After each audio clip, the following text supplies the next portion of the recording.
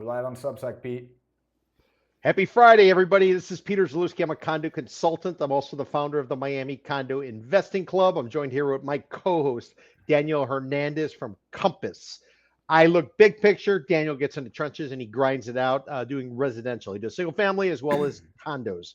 We're going to have a straightforward conversation, no nonsense, from a couple of locals who've been on the ground here north of 30 years. We're going to give you our take on what's going on in the condo market. And all that being said, Daniel, there is your baton pass. Up to you. Take over, please. Where do I grab it from? I grab it from here. What's going on today, Peter? Happy Friday. Hey, before we jump into real estate, did you, I know you were all giddy about going to see cricket last week, and I didn't make it. Dude, tremendous. There were six days of matches. I made it out for 5. If you listen to any of the broadcasters, they were all bitching and moaning and whining about how it always rains in South Florida. All matches except one played the full course. One of them was shortened because of rain. They do this thing with a time increment. Lo and behold, they go to Texas for the playoffs. That's the headquarters of Major League Cricket. Anybody who doesn't know cricket, there's 6 teams. This is the 3rd season. It's basically a 1-month tournament. They started in Oakland. They then went to Texas, place called Grand Prairie outside Dallas. Then they came to Lauderhill. And we heard all week long about the rain in South Florida. Then they wrap up in South Florida. They go back to Texas for the playoffs. And what happens the first game? Washed out. What happens the second game? Delay. So I, of course, got on social media and let everybody know you guys need to start questioning Texas now, the same way you were questioning South Florida. South Florida did very well. There was a big turnout capacity at the stadium over there in Lauderhill, 441 and Sunrise. I think they got 2,000 people or so. Doesn't sound like a big number, but in a It's first cricket in visit, the United States. Come on, it's cricket in the let's United be States. realistic. 2,000 Right. people is what came out. Seating capacity, by the way, of the venue is 10,000. The reason it is last year South Florida hosted the World Cup. Much of it was rained out. I will give the organizers credit for that. Much of it was rained out, but it showed that South Florida is a viable place for cricket, and hopefully going forward, there's going to be the season's going to be participating every year in South Florida, and hopefully we get ourselves a cricket team where they can basically represent South Florida. And what is South Florida?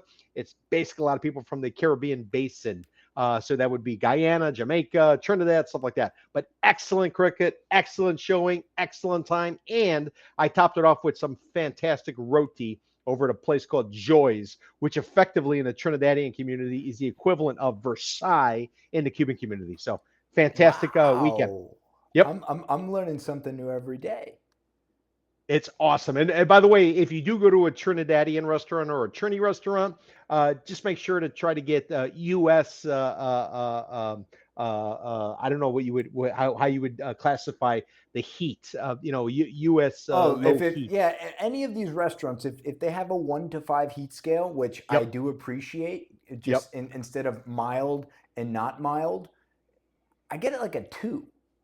Oh no, dude. I tell them, listen, give me, like when I go to a Thai place, I say, give me a Thai 5. Oh, For me, you're a you cannot sicko. sweat enough. You're a sicko. You got to go to there's a great Thai place in the Grove at Chana's, and they're Is that the place inside the Quickie Mart?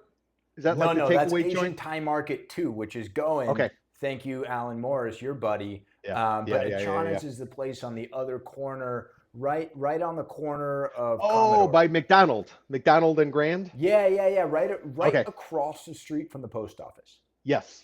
I've heard about it. I never think to go there. No, that place is great, and he's a real hot sauce aficionado. So if you like it spicy, I'm just telling you, Peter. I'm not telling everybody else, because every time I talk about something, I tell anybody who my barber is, I can't get into the restaurant, I can't get my hair cut. I just gotta shut the fuck up. Yep. Listen, that's what kind of happens. Although I don't know if you've been on the street lately, especially at night. I was walking through the Grove last night. Thursday nights typically are, they're good nights. Thursday night is when all the University of Miami students, which now are gone because the season's over, but that's the night a lot of people go out. Dude, dead last night. Nobody on the streets on a Thursday night in the Grove at 9 o'clock. Because you obviously didn't walk down Bird Avenue, because I was at Flanagan's on Wednesday night. Wednesday night at 9:30, there was a 66-minute wait for a 4-top at Flanagan's. That place was booming. Unbelievable. You know what? It is believable because it's Flanagan's. and Yeah, that's true. it's good. I sweat through my sleep until about 2:30 in the morning, but it was well worth it. And my breath, I think, still might taste like sugary barbecue sauce. But let's have it at that. That's enough for culture. Let's dive into it. What's going on in the condo market, Peter? Well, I spent the week basically doing due diligence on an area. I'm going to be doing a tour tomorrow. I do tours, walking tours, 3 hour tours, walk about 4 miles, give people a handout of all the different projects, and I teach them how to analyze condo buildings. Because I'm a believer, if you're looking for a condo, you find buildings. Then once you got the buildings, then you have a short list and you go after units. Too many people chase around looking at this unit, that unit. They find a beautiful unit, Daniel, and lo and behold, they get the condo declaration or they get the rules or they get the budget and they say, oh my God, there's no way I can afford it. I don't want it. It's too expensive. Right. So we kind of do it the opposite way. So anticipation of my tour tomorrow, what I did is I did due diligence in the central business district of Greater Delta, Miami, which would be the Miami River north to the MacArthur Causeway, and then the Bay west of Interstate 95. Dude, let me tell you, shocking. 25 months of supply in that central 25 business months of district. supply. Wow. And and 25 and months. and Peter, in your due diligence, do you go in the Miami-Dade Clerk of Court's website and pull the recorded decks? Is that I, part of your I, due diligence? well, I did that way back when, but we've been tracking this stuff since for 20 years. And as a result, I already have a lot of it built up. So what I do collect is like new projects. Like one of the ones I was looking into this week was Flow House. That's Ooh, the Adam Adam Newman one. Newman. Yeah. The guy from WeWork. So supposedly he's peddling some condo called Flow House. It's on Miami Avenue, right by the network access point of He the he's Americas. got he's got two of those. Well, that's what they say, but according to the clerk of the court, there was no kind of declaration of condominium filed. So I'm going to give him the benefit of doubt because every realtor on the street is peddling the product, which, by the way, is north of $900 a square foot, overlooking what used to be the old Miami Arena, which is right next to the Overtown Metro Rail station. They went north of 900 a foot for that type of product if And built they're as a small. rental. They're small units. Very, very small. I think the studios are south of 400 square feet or so, but it's got a starting price north of 400,000 a door. So just sort of think about that. So you're talking big numbers. But yeah, I use county records that just sort of verify stuff. But I'm giving them the benefit of the doubt. We're calling it a condo. But what's interesting, Daniel, I'm doing my study. 34 condo projects within that MacArthur Causeway South Miami River 95 to the Bay. But what's also interesting is, believe it or not, and this part shocked me, Central Business District now is basically a push and equal to the total number of units in the Biscayne Boulevard corridor, which is Edgewater, Midtown, Wynwood. If you can think about that. Basically, 24% of the market is going to be in Central Business District. Another, 26% will be in the Edgewater, Midtown, Wynwood area. So talk about blowing it up. And the reason they're doing it, they're putting up so many damn towers. It's unbelievable number of towers they're putting up. They're shoehorning them in everywhere, and all the prices north of 900 a foot. Most are north of 1,000 a foot for no view whatsoever. But you got your walking distance to the Apple Store and Club 11. Well, my iPhone is so reliable, I never have to go to the Apple Store, Peter. I think it is such a miss that Apple did not put an Apple Store in that plaza development in Coral Gables. I live in Coral Gables, and back in the day, the first Apple Store in Miami, I don't know if you remember this, was all the way down in the Falls on US 1 and Oh, 100 that's and going way back. way back. And then they put one in Dadeland, Yep. and then Brickell City Center opened, or no, they put the one on Lincoln Road. That was number 3. They got Brickell City Center. Yeah, but I think they had 2 on Lincoln Road, didn't they? I don't know if they were transitioning. No. They changed the location. They changed the location, yeah, because They one was changed off the location. Meridian, and then the other one Right. So they you can west. access it from Lincoln Road and then from the parking lot in the back. Yep. But I thought it was such a miss with the demographics of Coral Gables. I would think that Coral Gables would get an Apple Store, but woulda, shoulda, coulda. I don't think Apple necessarily needs the extra business. But in terms of that district, I was actually walking around World Center the other day. Great restaurants. They've attracted top-notch retail. Apple. They got. I think they opened up a bowling alley there. Didn't they open up a bowling alley there? If it's opened, I've not been. There's a lot of banners talking about what's coming. Short of the ice cream museum, nothing really is from what I've seen is open. I mean, you got a container store and you got a gym and things like that. Yeah, I guess there is some retail. There's a Lululemon, I think. Once But you know Lulu what and though? Warby I don't Parker move see. into the neighborhood, But look what I happened don't to see Wynwood. anybody. There's nobody on the street. It kind of reminds me of Brickell City Center when it first opened. There was Well, nobody in that place. everybody's in their apartment recording OnlyFans during the day, Peter. Or they're at cricket on the weekends if it was last week. I would actually like to know how many residents of the central business district attended cricket last weekend. I bet you it was Zero. zero. Zero. Zero. Absolutely zero. Nobody whatsoever. Most of the people who were So there, akin to the amount of people that go to Marlins games, basically. yeah, for the most part. Although the Marlins were advertising they're having dollar hot dog day. And if you go to the Sedanos in Little Havana, you can get Marlins tickets for $5. So if you think about it, you walk to the stadium, $5 in, dollar hot dogs. Hey, nothing wrong. I mean, might not be good for your health, but for your wallet, it's probably pretty good value. So the article you sent me, Yes. We had this, we've discussed this quite a bit in the past. Especially last week we were talking about HB 913 and the repercussions of that. Those laws went into effect, most of them on July 1st, but there's a particular facet of this that is interesting. There are two properties that we're going to talk about. One is the Carillon on the beach, and the other is the Epic in downtown. They were carved out, as I understand it, right? But what are the implications of the new HB 917, the condo relief bill that Ron DeSantis signed a few weeks ago? What are the consequences of that in terms of the condo hotels? Okay, so I'm not an attorney. I'm not practicing law. I'm going to read some parts from an article that was published, and then I'm just going to sort of opine based on experience. A lot of the attorneys out there, they get pissed off if you start talking about things where they say, well, you can't talk about it because you're not an attorney. No, but I'm somebody who's been around. I can read an article and I can have an opinion on that. So I don't think there's anything like that. So if you need legal advice, call some attorney. But let me sort of give you my perspective. So generally speaking, what's always happened down here is developers look for a way to sell a condo that can turn around and be rented out pretty frequently. They were doing this before the Airbnb phenomenon sort of came around. They call it condo hotel, condo tels, whatever the case may be.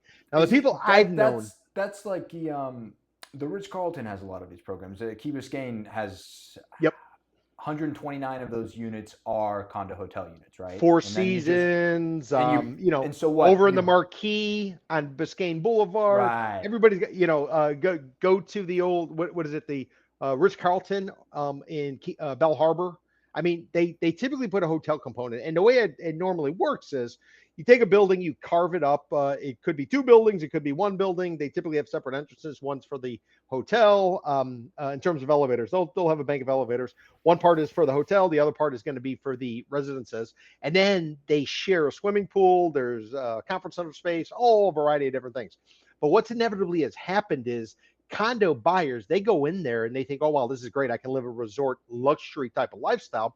But lo and behold, if you get into the condo declaration, from my experience, what happens is the hotel gets to call the shots. They're having an event and they say, listen, we are shutting down the swimming pool. Tough shit. You can't use the swimming pool this weekend.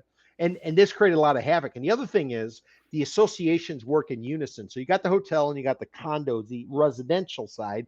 And inevitably, if there's a shortfall or if the hotel fails, i.e. during COVID or anything like that, the condo owners, from what I've seen, they got to make up the difference. In terms of basically they subsidize the hotel to keep it going. Much like some of these old time hotel or condos, they used to have restaurants. Remember they had restaurants inside some of these condos? Yeah, like you look at the Grove Isle Association. Yep. Yeah, exactly. So the unit owners are paying to kind of have that service, and that's really what the condo hotel was. But for a lot of people, it was, if you're a second home buyer, if you're an investor, i.e. investor, you could go ahead and buy one of these condo hotels. You turn it up into their program. They would let the same, let's say it's JW Marriott or Ritz or whatever, they could handle all of the leasing of your room. And, they'll do the cleaning, they'll do everything, and they'll kind of give you the difference. So in theory, it sounded excellent. In reality, it's been a disaster for many people that I know, simply because if a hotel operates at 70% occupancy per per month or per night, there's always going to be units that are dark. And then how do you differentiate, or how do you decide which rooms are full and which ones aren't? So there's always been concerns and claims of cronyism.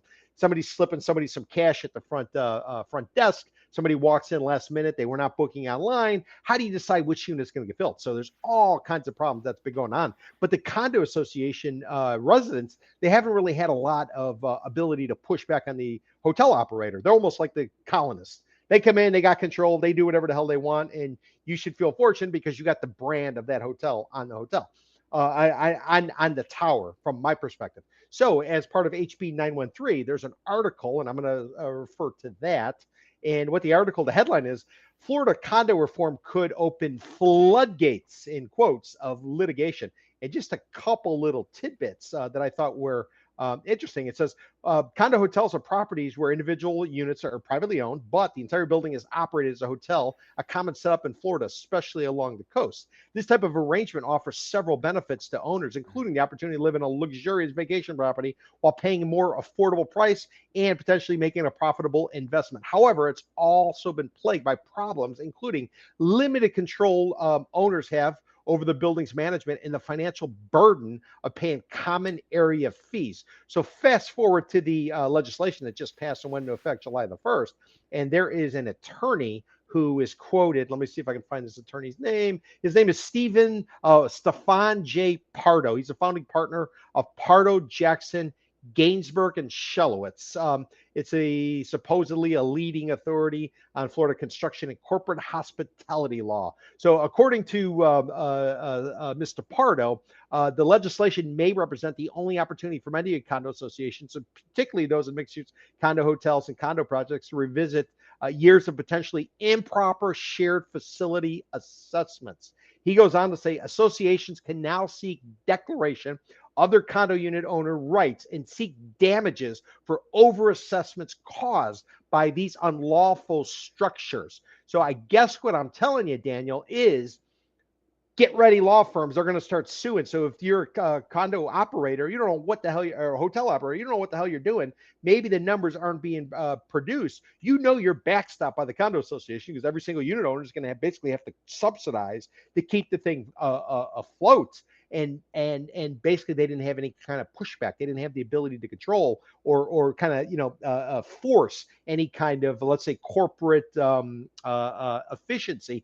Now potentially this might open up the doors, because it's going to bring some transparency, and it's going to get the attorneys who might be hurting for business a great opportunity to kind of run down some of these big ticket hotel operators, and they're willing to write a check rather than actually go to trial. So, do you know how many condo hotels there are in Dade County? I do not. I do not. What I will tell you is, increasingly, because of the advent of Airbnb, they've come on, I'd say, in the last 10 years. They were kind of sparse. One of the first ones, remember, serves me correct, one of the first condo hotels down here was done by a Brazilian gentleman. He came in, he did the one in the Grove right there by the Mutiny. So that was one of the first condo hotels. It was done like, it's Sonesta was the flag on it, right? yeah, it was, that's the flag, correct. Yeah, but he did it in the 90s. Brazilian gentleman. He used to be with Lionstone Lionheart. Capital, Lionheart Capital. Yeah. Yeah. Ophir and Ricardo.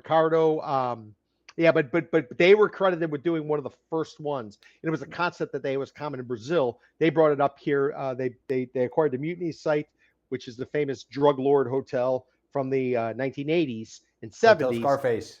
Hotel Scarface, exactly. And then in addition, they also had an undeveloped site where they were able to do it. But they've been around, but they've been a disaster for many investors. I know people who basically lost their ass because before Airbnb, if they didn't want to work with the management company, because again, concerns about corruption, concerns about favoritism, they tried to do it on their own. But before Airbnb, it was basically a disaster. They would cut them out. Well, I would imagine, and with the advent of Airbnb, the projects that are taking this over, and we got to jump to the next topic, but all of these BTR, build to rent, STR, synonymous, short-term rental friendly buildings, those have really taken over, and they cut the hotel management company out. They put that responsibility on the owner. You are the captain of your own ship. Yep. You make the Airbnb listing. Our condo deck allows for 1 day rentals, 2 day rentals, whatever the minimum is.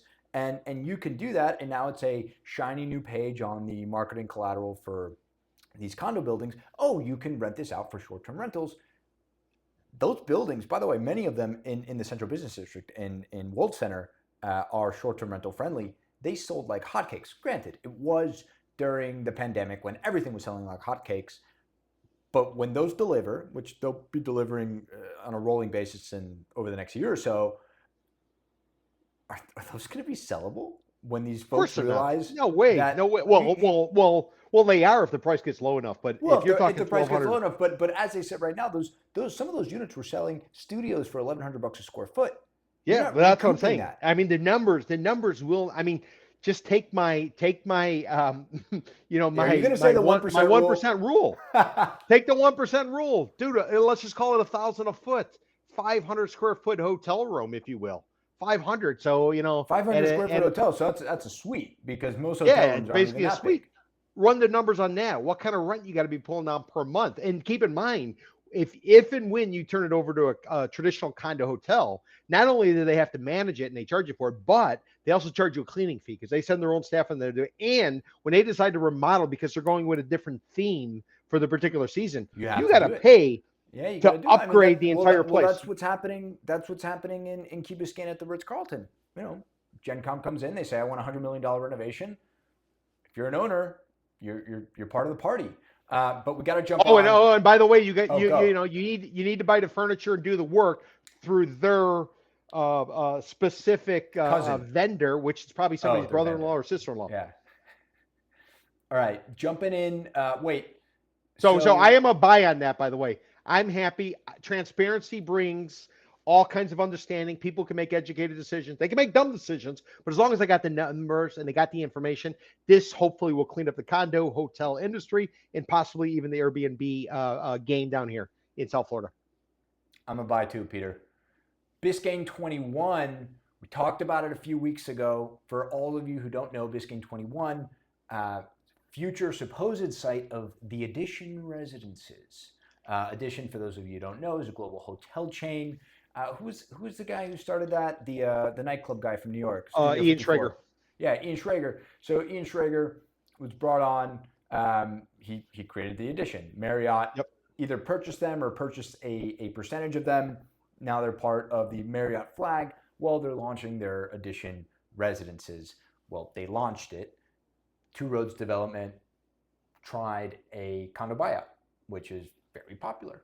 And a condo buyout is basically where a developer comes in and says, hey, condo owners, we're going to give you usually above market value for your condos so we can knock down your building and build sexy new units. And usually it goes swimmingly. Usually. With Biscayne 21, it didn't. So what happened with Biscayne 21 is Biscayne 21's condo deck said, this is a 100% unanimous building. What does that mean? That means that 100% of the owners have to say, okay, we'll sell. What the developer saw was a condo deck that said, if you acquire more than 80%, you can change the rules of the condo deck. And that was their interpretation. That was their attorney's interpretation. And so that's what they did. The 8 holdouts in the building sued. And the courts have ruled, and the appeal courts have ruled again and again and again, that the holdouts are right. The tricky part is the Edition has been collecting deposits for better part of 3 years now, and Two Roads is paying carry. I don't know if they're having to pay the Edition licensing fees to use their name to sell condos, probably, right? And they offered the holdouts $20 million. And what did the holdouts say? The holdouts said, great, that's awesome. We want 51. We want $51 million. And so this went back to the District Court of Appeals, and the decision came back just yesterday, and they said the holdouts are in the right. So, Peter, I pose a question to you. We've talked about, seems like we talk about condo terminations almost weekly here. What is this going to do? Oh, and need I mention, they had Perez go to bat for them. with the George Perez from legislature. the related group. Yeah, George Perez from the related group. Real Deal reported that George Perez went to bat for the developer and to plea effectively saying, "Hey, like this sets a really big precedent," and it does. But ultimately, the condo deck says what the condo deck says. Don't fuck with the condo deck. If you need a unanimous decision, you need a unanimous decision. And listen, I get it, and it's awful that they tried to do something and it didn't work. But if you look at the other side of this coin, that building is, by the way, it's inhabitable. There's nobody living in it. So those holdouts, I can only assume, and maybe an attorney can point me through this timeline. But so they still own those condos. They're still having to pay mortgages if they have a mortgage, right? They didn't sell it. They're still having to pay property taxes. They don't live there. This isn't Biscayne 21 isn't the Mandarin Oriental. This isn't an ultra luxury building. These are people who probably don't want to or can't afford two mortgages. So the developer is really fucking with these guys because this is ongoing and they're not taking what was offered, the $20 million that was offered. They want the 51. So what, A, douchey, not douchey. I'd say douchey by the developer. Is the developer incurring crazy costs as well? Yeah, sure. But read the documentation. And what does this mean for condo terminations moving forward? I mean, are developers going to point to Biscayne? Oh, we don't want another Biscayne 21 situation, or are they just going to go full steam ahead because there is so much money to be made in luxury new construction high rises? Couple points. If anybody is familiar with South Florida, you're familiar with Coconut Grove. If you go into Coconut Grove and you buy a house and you want to tear it down, or you want to do anything, or if you want to pair your trees, you want to trim your trees, get ready for a fight. Why? Because the locals are going to dig in and they're going to grind and grind and grind and grind and grind it out. What does it have to do with Biscayne 21? Real simple. Biscayne 21, it was an old shithole building.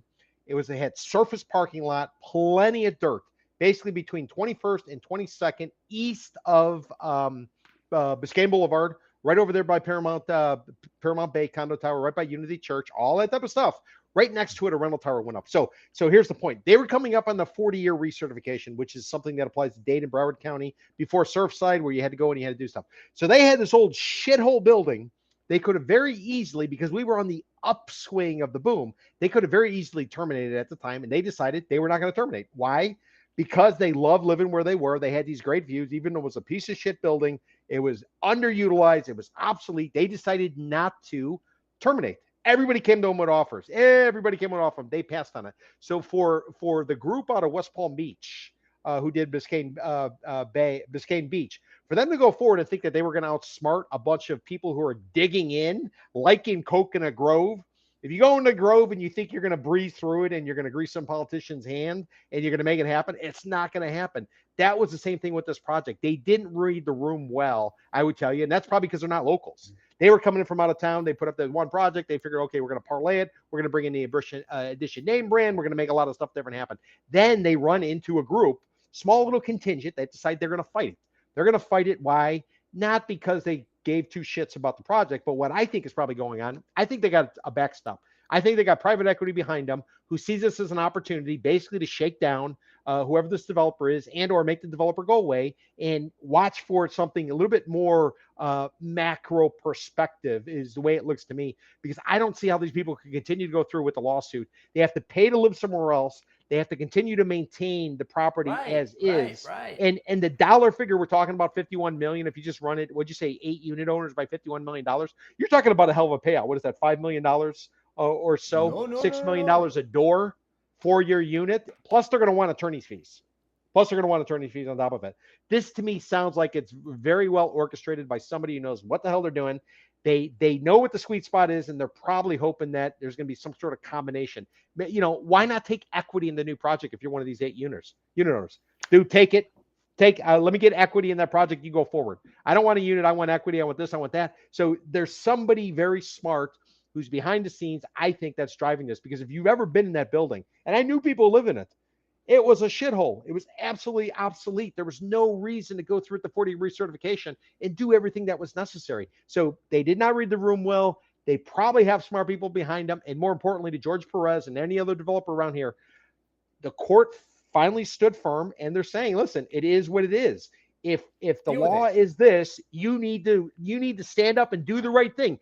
So whether you are excavating a site and you find all kind of burials, Which we're going and to you don't talk want to about in let a it few be known minutes. publicly, you need to adhere to what the law is. Unfortunately, the court so far has ruled in favor of the unit owners. I'm not rooting for the unit owners. It's a piece of shit. It's going to get torn down. But there is something in real estate called statutes of fraud. And I'm not an attorney. I'm not practicing law. But basically, if it's in writing in real estate, it counts. If it's not in writing, good luck enforcing it.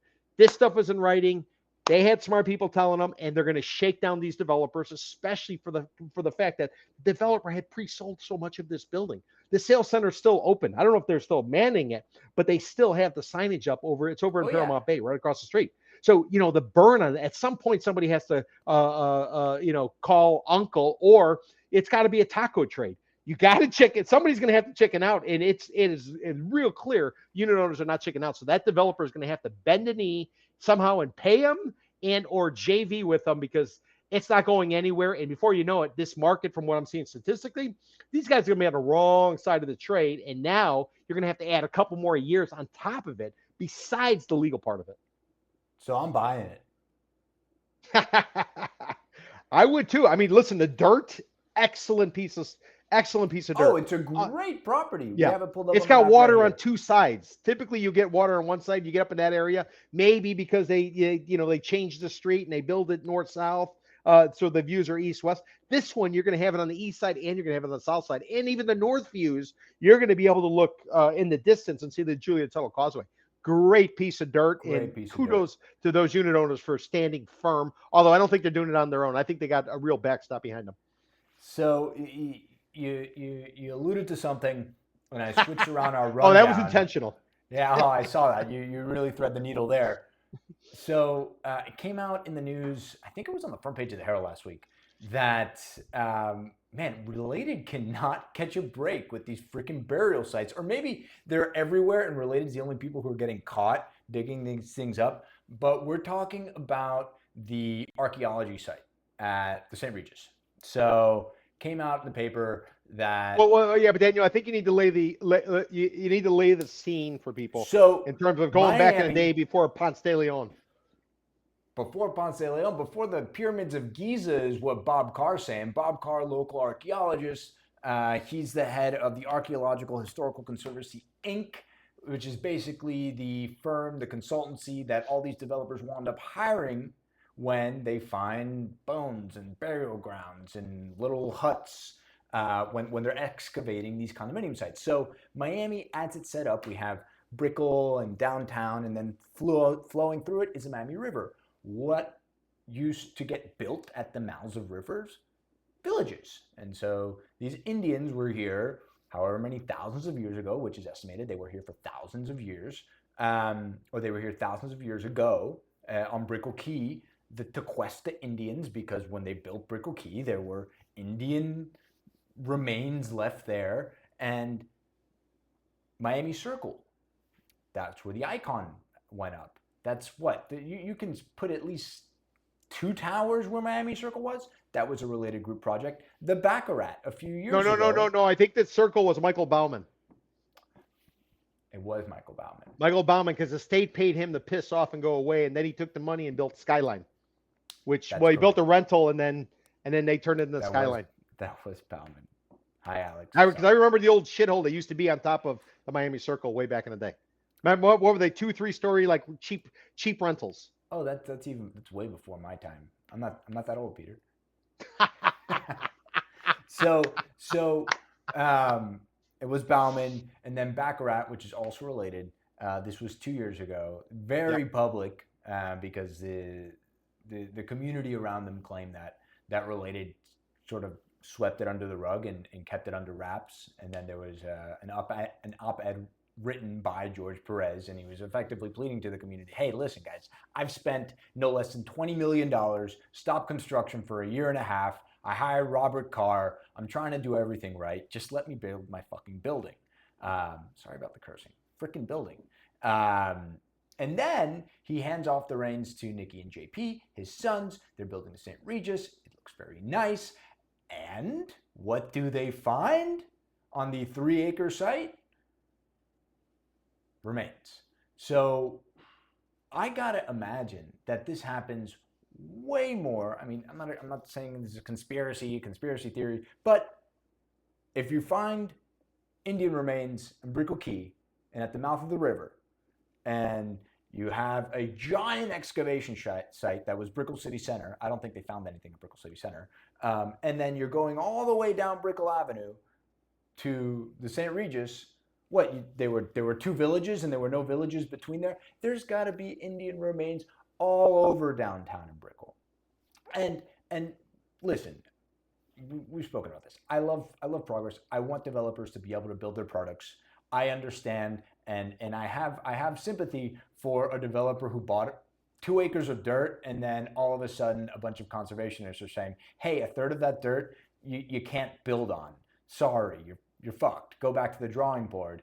But do the right thing. Have the archaeologists come in, invite them in. You might have to stop construction for a little bit. You're probably not selling the condos in pre-con in this market anyway, so just hang out for a little bit. Pay your carry costs. Build a museum.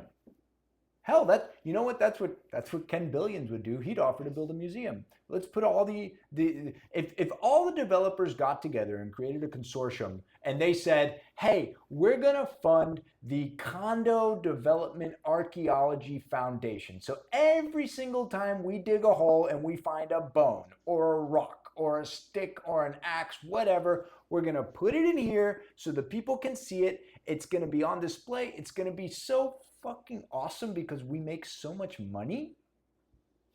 And it'll just go away. But until they do that, it's gonna show up in the Herald every freaking time. And if they catch one of these developers hiring cousin Paco, and I'm just saying his name is Paco. I don't know if any developer has a cousin named Paco. This has nothing to do with you. But if the community finds out that you hid this and swept it under the rug, oh man. I hope if you do that, this is to the ether, not to anyone in particular. If you do that and they find out, they being the community, us, I hope they stop your project for 3 years. I hope you get a 2 roads treatment over there at Biscayne 21. Just do the right thing. Well, and to your point, you get Ken Billions who wants to get rid of that house that he's got right there on Biscayne Bay. I've given him some flack for that. Yeah, that's what I'm saying. Have him pick up the house, dump it in Overtown where he wants to get rid of it or wherever he wanted to.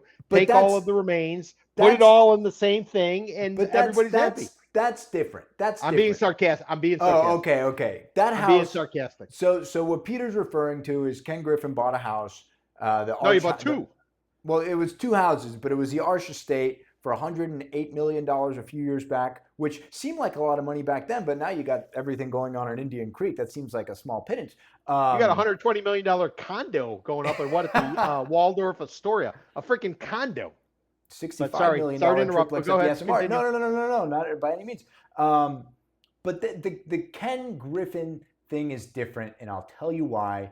Because the house wasn't underground. They weren't excavating. No, I'm not criticizing him. I'm saying take his problem. Because remember, he was going to pay to have it jacked up, put on a flatbed, and take it over to Overtown. Yeah, so take it over there. Listen, why don't they dump it in the park where the Setner family, who wanted to take over the park in order so they could have recess for their private school. Yeah, you remember the guys who, if you were a teacher and you got vaccinated, they fired you. Remember the big reports about that? Yeah, so take that park, put everything over there, and then everybody's going to be happy. I'm being sarcastic.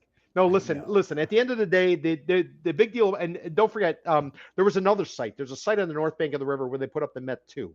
Where the cinema is and stuff. So they found it all. Yep. So you had that site. You had the Miami Circle. You got what's going on here.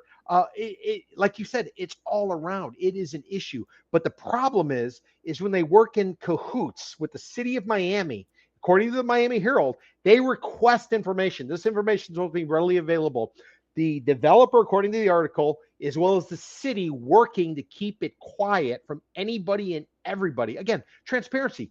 Just say what you're going to do. We know it's going to get rammed down our throats. Just tell us what you're doing. Why are you trying to play this game thinking that you're smarter? They always think they're smart. They're the smartest people in the room. And that's the part that just pisses me Well, off. look, for what it's worth, what's the percentage of reporters and gadflies that are left than when you were No, dude, reporting at the Herald? everybody's been blown out. Everybody's Everybody, been blown out, and you know, they realize it. there's Listen, no reporter making. First of all, the reporters are probably getting paid as much as they were in the '90s without inflation, and even at that, with the appreciation in the market, where the hell are they going to live? So, yeah, you know, but I mean, just put it out there. What are you so afraid of? City of Miami, what are you afraid of? George Perez, related group, what are you afraid of? You guys do go to all these measures, according to the Miami Herald article, to keep it quiet, keep it under wraps, refuse. The Miami Herald had to bring in a First Amendment attorney to argue freedom of the press, freedom of speech, all kinds of stuff, according to the article. Dude, what are you afraid of? Just put it out there. We know you're going to jam it down our throat, so go ahead and do it. I don't think anybody would say, no, we can't have another condo on this site. No, not at all. It's just let everybody know what's going on. Market can trade if it has the information, but when they try to take steps to hide it from people, it just leads you to believe that maybe there's an Epstein list. That's what I'm saying. When you just put it out there and everybody can make their own decision, but when you're hiding it, you immediately have to jump to some sort of conspiracy. so, and I'm curious now, and we're about up at time on this topic because this is going to transition us to the next one. You know, are we buying, selling, or holding this? And the question is, are we buying that developers right now, present day, July 11th, 2025, are they being as honest and as good as they can when it comes to this archaeology stuff? And by the way, I'm not an archaeologist. I'm not a conservation freak, crazy person. If you want to cut down a tree because you're trying to build something, cut down the tree. And I'm going to say this, and this happens. My sister's a landscape architect. She's fantastic. But when a developer cuts down a tree, a big tree, 100-year-old tree on Brickell Avenue or wherever it's going to be, and then the result of cutting down that tree, they have to plant another tree. Dude, a seedling does not have the same value as a 75-year-old oak tree. It doesn't provide the same shade. It's not pretty. I don't understand how that is the rule. Yeah, but that's an example of what goes on. The city, remember, listen, go back to 2000 Census Bureau. Miami was the poorest big city in the United States. That is what prompted Manny Diaz, the mayor of Miami at the time, the guy who's the father of his son. He used to run the University of Miami, was the head coach. Same Manny Diaz. So because we were such a poor big city and development was going on all around, we had a hole in the donut. He comes forward with something ultimately that passes called Miami 21, which basically is promote development. Why? No state income tax. How do you fill your coffers? Real estate taxes. So we all understand this is what has to happen in order for us to go forward. There's no question about it. But don't think you're smarter than us. Don't think we can't figure this stuff out. Don't think that you're immune. Let it be known. Let the public have an understanding of what's going to happen. But when they play these games, it's like going into the Grove or going into Biscayne 21 and thinking you're going to steamroll your way through it. And some people just might do it just out of pure grit. They might just fight back because they're fed up with it, and they just they're not going to put up with it. And this is what we're faced with. The courts have said that those people who are gritting their teeth, if the condo deck says what the condo deck says, they have precedent. That's what a contract is for. It's a legal document. It's written down. Pay them off to make them go away, or bend the knee and have them JV with you. The thing is that they only budgeted $20 million for the payoff, Peter. Raise the prices. We're the gateway to Latin America. We got 1,000 people a day coming to Florida. Raise the price. No, dude, add an extra 1,000 a foot on it. Put 1,000 a foot extra. 10% of our foreign buyers are 10% of our condo buyers are foreign this year. It's the foreign buyer pool is dried up, and anybody else are sending off to Alligator Alcatraz. So how about the circle of life there? Property taxes, development, immigrant buyers. We need immigrant buyers, not to work in the tomato fields, but to buy condos at the Mandarin. Why? Because they're going to pay the taxes. If you're dropping $1,200 a foot and your property taxes are 2% annually and you're not homesteaded because you're Yeah, not it's a Florida resident, $120,000 a year. they're not sending their kids to school. They're not, how much Right. road are they consuming in terms of potholes getting fixed? It's a winning proposition. But just tell us. We realize we're going to be building. I mean, this city was incorporated in 1896. This is a young city. We don't know a lot about what we don't know. But what I will tell you is the longer we play this Gangs in New York, if you've seen the movie, and that's really what this is. This is Great a gangs in movie. Yeah, this is the gangs of New York battle where everybody's trying to get the upper hand and do that. Why doesn't everybody work just in unison? Hey, we found this piece of dirt. We know there's probably remains there. If we have it, give us a way to deal with it, and let's go forward and build it because everyone's going to benefit. You're going to have jobs. You're going to have appreciation. You're going to have everything else in and around. So that's the part that I just don't get. I mean, maybe the market just sort of passed them by in terms of trying to hide this. So old school ways of doing it. I'm selling it. I don't buy it. I don't think they're doing the right thing. As of 100%. today, I'm in your camp. do better. Do better. So maybe they will because there is a next generation of developers here. Everybody likes to talk about Nikki and JP, sons of George Perez. He's handed the reins of Related Group of Florida to them, but they're not the only ones.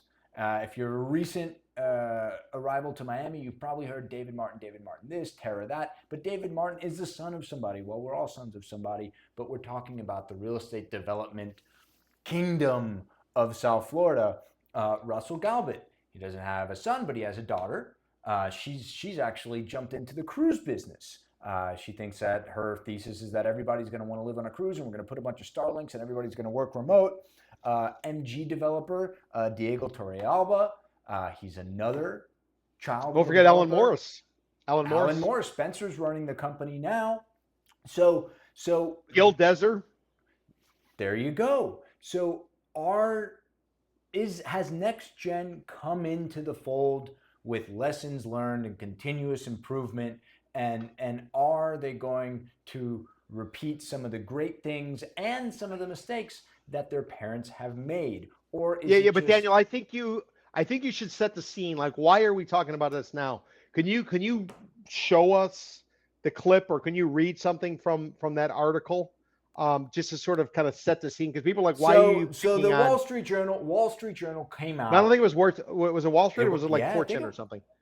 I think it was Fortune magazine. Oh, it was Fortune. Fortune, come on, Peter. It's Fortune. It's like Business Insider. All right, so Fortune, Forbes.com, whatever it was, I think it was Fortune. But there we go. I'm pulling it up. Let me just pull it up real quick. I should have had it handy. It said Related Group in one word of the headline, and nepotism was in the other word of the headline. No. Here we go. Okay, so it's Fortune magazine. Fortune headline: $40 billion real estate tycoon made his son get an MBA, work elsewhere, and climb the ranks for 13 years to prove that he's not a nepotism hire. According to Fortune, it was published July the 5th in 2025. Bullet point: billionaire real estate tycoon George Perez put his two millennial sons through a nearly 20-year-long succession plan before handing over the reins as Related Group CEO in March. John Paul being one and Nick being the other. I don't want it to be like John Paul and Nick. So it's two of them, John Paul and Nick, now leading the empire, managing a $40 billion development portfolio. Had to get an MBA, worked for a competitor for 5 years, and worked their way up the ranks by making his kids cut their teeth on the industry. They skirted nepotism, criticism, and family drama. What do you say there, Daniel? Have they skirted the nepotism claim? Any of them? Well, they had to write an article about it. So, if they wrote an article that said, this is why Peter Zalewski doesn't have any hair because he doesn't want any hair, then I'm starting to ask why he doesn't have any hair. Yeah, but dude, okay, riddle me this. When you hire a PR firm, they go out there and pitch a story. Remember Ken Billions? He had Bloomberg come down and talk about his brand new office tower, which, by the way, we are another week into Q3, and he's supposed to break ground this quarter. We should replace the mortgage ticker with like a KGT, how many days? Ken Griffin Tower countdown. How many days are left in Q3? So, but because I was a journalist so long, 13 years. So because I was a journalist, I was an editor and stuff like that. When you see a story like this with that headline, that says to me that they probably had a PR firm go ahead and reach out to try to get some publicity. Now, why are they trying to get some publicity? Why are they putting nepotism? Why is nepotism coming in? Because Why is it a even in father. the headline? Yeah, but why write the story? You have to look past that. There's probably some sort of play. They're probably maybe they're being doubted. Maybe there's situations where if George is really stepping aside and the kids are taking over, maybe they need to somehow build the street cred. I'm just saying this type of article would not typically, unless it's an advertorial where you're paying to have it written. This story's not written unless there's some bigger meaning to it. And so ask Well, yourself, why are they writing the story? well, I think it's unfortunate that story and the archaeological dig story came out in the same week because if for nothing else, everybody's eyes are on the St. Regis right now because of those two stories. Yeah. I'm not sure how sales are doing at the St. Regis. If you ask a sales director, it's probably 70% because that's Dude, it's 70% all day long. That's if you ask any sales we're director. raising prices. Yeah. So listen, it's a pretty project, and I say pretty not because I don't have any other word. It's a pretty project. It kind of reminds me of the Grosvenor House in the Grove. Yep. It's got a very wow. So you're saying a George Perez related project is on par with an Ugo Colombo? I said it looks like it, Peter. Okay. It has the same look. If you look at it from the side, it has the same sort of seafarer's silhouette to it. It looks like a ship. I mean, it's designed to look like a ship. Yep. And it's like projecting itself onto the water. Marketing hoopla aside, I do think it's a nice project. If it's selling, that's a whole other thing. But let's go back to your Fortune article. Listen, I think and I hope that they do fine and they do great and that they progress in this market and they do many great things in the condo development market. I hope that for all developers, for all retiring developers, for their kids, their next gen developers. But to your point, I don't see an article written like this for Galbut's kid. David Martin. I don't see it for David Martin. I mean, I saw one when his father had all kind of problems, Pedro Martin, but I haven't seen one for David taking over. And you know what? Maybe they just hired a shitty PR firm. No. Related uses. I know some of the people. At least I know some of the people used to do it. No, they're very precise. There's strategy involved. Maybe this reporter why just didn't stumbled upon it. Bloomberg pick it up, Peter? Fortune magazine. Well, because Bloomberg was too busy talking about how Ken Griffin is going to be putting up this $1 billion office tower and breaking ground this quarter. The reporter interviewed George Perez on the penthouse of his penthouse. Dude, listen, when the reporters in New York, they're basically bending the knee to Wall Street guys. When reporters come down here, they're bending the knees to the developer. But here's the question. So they come out with the story right now saying that JP and Nick, who are the sons of George Perez, have taken over and there's no nepotism involved. Who cares if there is? But the question is, why are they doing it in July? Reporters typically write these stories when they got an excuse to get on a plane and come on down when it's cold as hell. Well, that doesn't make sense. But when it's cold as the Arctic in New York, so they have a reason to come down. Why are you writing this story in July unless there's a bigger picture? I'm not talking conspiracy. I'm talking about the way the journalism world works. This story in July, this is a trend. There's got to be a purpose. There's a purpose here somehow, some way. Well, I don't know what it is. Then why didn't the Bloomberg reporter, when she was here because 2 months ago? News. No, this stuff is not news. She was filming that segment. Oh, so you're saying that this is the beginning of a puff piece? This is filler. This is the type of stuff that PR what was the people Bloomberg pitch. Piece? That was filler. Of course it was filler.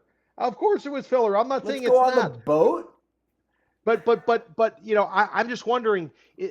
There's a bigger point here. We're going to see it. There's a bigger point as to why they're doing a story right now. I don't know what it is, but there's a bigger point because you do not write this story in July. This is a story when the reporter can get on a plane, come down here, enjoy the weather, interview a couple of different people. You don't come down here to do this story. I'm assuming they probably did it on the phone or Zoom anyways, but the timing is just really, really strange. It's got my spidey sense going as a former journalist. All right. But does nepotism happen? 100%. What family? Of course, if I had a son, why wouldn't I want to give What the about entire brokers? world to him? What about one Sotheby's? What's the broker's name? Her name's escaping me. She's got her kid running the day to day. One Sotheby's. I'm blanking on it. Sorry. Doing a lot of the pre-construction. My. No. Okay. Well, we'll skip it. I'm just saying. What about Severa? Alicia Severa, Severa Jr. Her mother started the business. the Jills. Well, I don't know about that. I don't know anything about the Jills, but I'm just saying this stuff happens. It's not that big of a story, but they try to hide behind, well, they did this and they did that. Come It on. is I what it mean, is. Who again, gives a shit? but It's don't, cool. Look but what the Trump family's doing. They're all Nepo kids. Come yeah, on. And they're rich. Great. exactly. Exactly. What's the big deal? But why do they always think they're smarter than us? This is the part that I just, it really. This is the part where when they think they're the smartest people in the room. They always Was do. it? Didn't he work for Related New York? Is that the competitor? Oh, I don't know. I don't I know. don't know.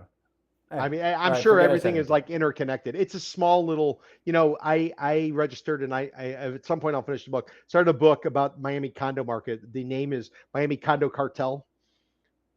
It's a And good name. basically it's about different cartels. It's kind of a catchy way to talk about. There's different, I compare it to like Western Pakistan.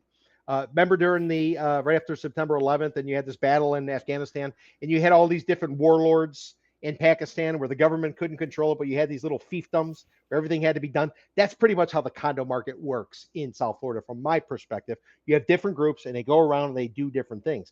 Everybody recognizes it. It's just, why are you bringing it out, and why are you trying to like make us think something differently that we can obviously see? Carlos Rosso used to run Related. Carlos Rosso no longer runs Related. George Perez's kids run Related now. No big deal. Carlos is going on. Carlos He's building Rosso's stuff. fine. He's doing his thing. Yeah, but why do you got to spin it? Because everybody's saying it anyways. But to go ahead and have a story written about it, or to force that story, I don't You know. know what That I makes think it sense. is? I think the whole nepotism thing just has a negative connotation. It doesn't have to. So what? No, We've of had course not. kingdoms, we've had monarchies, kingdoms, son to father to son to Francis grandson. Suarez, the mayor of Miami. Oh His my old god. man was the freaking mayor of Miami.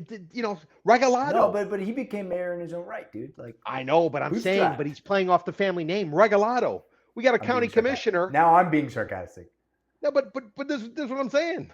This is what I'm saying. What's the big deal? Don't hide it from us. Some people want that brand. Again, like I say, you go to a horse No, track. but You you bet the know horse, what? you bet the number, you bet the jockey. You you This is a you jockey. hit the nail with the hammer. Why not just lean into it? Be like, hey, you like what my dad did? I do that too. Yeah, exactly. This is the part that doesn't make sense to me. There's something more there. It'll emerge. It'll Well, surface. Trust me. maybe it's just it's an executive PR campaign. They're trying to put his name out there, so he's not Why just are you doing it George's in kid. July? Nobody gives a shit in July though. Well, That's the maybe that's reality. all. They're That's getting the ahead of only something. editor. That's the only editor that would pick it up. No, they're getting ahead of something. They're getting ahead of something. Ooh, don't say that. That's I'm just negative. saying, That's negative. Are you? you always come up with this type of story before some other story falls. It What? always, think about it. So are you buying that? Am I buying the fact that kids of their parents who are developers are going to go forward and be successful and probably be able to tap into their parents' relationships? Yeah, I think that's a winning combination. I think that's going on forever But and ever and I ever. think I genuinely think it's a good thing. Look, in a city like Miami that is so relationship based and arguably pretty corrupt, Yep. why wouldn't you want to leverage the connections of your family to get progress? And if we're fans of progress, which we are, I'd rather somebody who knows how to do it, who knows how to navigate those waters, who can pick up the phone and call Uncle George and say, hey, I need this done. Can you help me get this done? Rather than just a bunch of people coming in from out of Miami. Nobody knows what's what. They're like chickens with their heads running around, chickens with their heads cut off running around. That's when nothing gets done. And that's where I think corruption really flourishes. But if you have workflows and processes and this is the way things are done, and I'm not saying that everything's perfect, we have problems, but we can build buildings, we can tap into that cycle of development, grows the Right. city, property taxes. Let's get it done. And by the way, let's take those archaeological remains and put them in a museum. But that's for another week. Maybe Bob Carr's Well, watching. yeah, but to that point though, and I know we're over time, but to that point, this should have been an example of when the kids who were Stepped up. millennials, they should have stepped up and said, okay, listen, my old man, he tried to hide it, he tried to do whatever. This is my opportunity to go ahead and make a statement to the community. Maybe this is in response to, this story coming out. I don't know, but this, but Could these be. are their opportunities to differentiate themselves Could from the be. way their parents used to do it. I'm buying. I want him to do well. Yeah, Um, I do too, but transparency, that's what I want. Bring transparency. so you know it's transparent, and this is just a terrible pun I'm about to make. Is the new building that WideTech proposed on Broadway? I don't understand why it's called Broadway. Because is it because there's a median on that street? Because it is Miami Avenue and Northwest First Avenue. You So know what so I'm so talking about? we're talking about Brickell Avenue area, right? We're talking about Brickell Avenue. I'm going to pull it up on the map right now Yep. so you can We're see. talking about between 15th Road and Coral Way or Yeah, 13th or no, we're whatever they talking call it over about there. right behind the Publix. Yep. Right behind the Publix. Um, what's his name? Yamal Yidios. Okay. Am I pronouncing that right? YTech. He's the guy putting up 1428. Yep. Okay. So Yamal Yidios is putting up 1428. It's my favorite. If we're picking favorites, and maybe we are, it's my favorite project in Brickell. And sorry if I'm kind of spacey because I'm trying to get the screen share going with you. But Yep. if everyone can see that, if you can see that, we have 3 viewers. I hope you guys can all see this. But we're gonna take a little flight here, and we're gonna go right over here behind the Cipriani. So this here, the circle that connects South Miami Avenue into the Central Yep. Business District.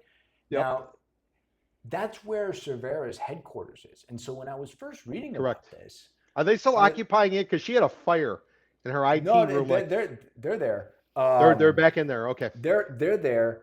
But when I was reading about this and I saw the address, I go, oh, he must have bought the whole block, because that's what you do when you're 1428. The lot that 1428 is getting built on is like 2.5 acres. It's 100,000 square feet. I figured, oh, he bought the land from Cervera and he's developing the block. No, folks, it's just the westernmost parcels. It's 2 parcels, 9,000 and 5,000 square feet approximately. He's going to put up 113 units and 54 floors. He got the rights to build up to 80, which I don't know why he wouldn't maximize that. But he's going to put up 113 units proposed, so it's not happening, and he hasn't even launched pre-sales, but he's got the renderings. I'm going to pull those up for the gang now, and it's just a big glass tower. It looks like something that they would build in New York, because that's the kind of footprints we're talking about in New York. These very It sounds kind of like Glass. You said Glass. It reminds me of the Glass project Yeah, over in it's South Beach. transparent. I mean, you can see Yeah. right through it. It looks like a fishbowl. It's kind of got the same smooth designs as 1428 has, which I said it's aesthetically, it's my favorite pre-construction development going up. From the ultra luxury price point, I think the blend you can still get in, and you're gonna laugh me out of the room on this, but I think you can still get it for about $2,200 a square foot, which is a bargain compared to St. Regis and Mandarin Oriental. I think it's a great project. It's not waterfront, but 70 something stories up, you can certainly see a lot of water. And this project, so you see here on the bottom left, Peter, that's where the Yep. Publix is. Yep. Yep. No, I can picture it. I can picture it And well. the Cipriani, I do like how they covered that whole parcel there on the left in foliage. Yeah. Because that's where Cipriani is, I think, now 10 stories tall. So kudos to you, landscape architecture designer, because that's not what that looks like today. No, not at all. But I mean, listen, it's in and around there's certain parts of Miami. Remember earlier I mentioned Manny Diaz, the mayor. Yeah. So when they went forward, they were all about pro development because again, we were the poorest big city in the country after the 2000 census. I'll never forget it. You might have heard me tell the story. Miami New Times at the time, when people used to read an actual hard copy newspaper, they came out with a story saying we're number one because we were the poorest big city. So we had to get development going. There's parts of Miami, Daniel, 1,000 units per acre. Dude, think about this. 1,000 units per acre is what you can ultimately build on some of this type of stuff, as Brickell long Bay as you have Drive. access. Yeah, as long as you have access to public transportation, and then you throw in live local, which is the state law that overrides local zoning, as long as you're providing a certain percentage of affordable housing. Well, So in the city of Miami is I think they're talking about it, about pushing through some zoning changes that would allow um, taller buildings. I think 12 stories within 1 mile of transit, regardless of live local. This is a municipal code change.